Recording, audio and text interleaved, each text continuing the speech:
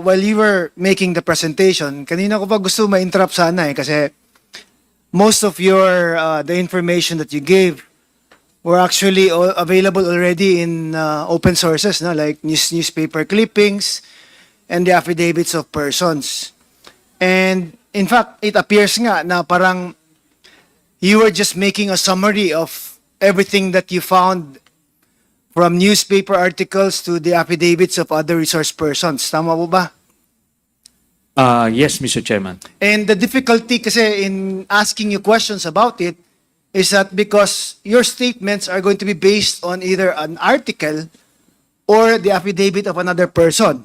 And the rule supposedly is that it's best to ask the person who executed the affidavit or the person who made the news article, di ba? Kasi parang maging double hearsay na tuloy yung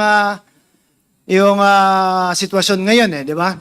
Yes, Mr. And Chairman. I hope you understand why I'm saying this, because in the spirit of fair play din sana, it would give the other persons who have been named in the affidavit and in the news articles also the opportunity to confront the persons who actually made the affidavit.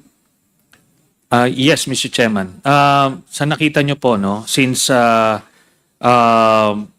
hindi naman po tayo nasa court of law, the way I presented everything, ito yung resulta nung investigation, no? When I was still in the Senate, and nagkalap kami ng intelligence information, yan, open sources, tapos insider information, then that was very critical.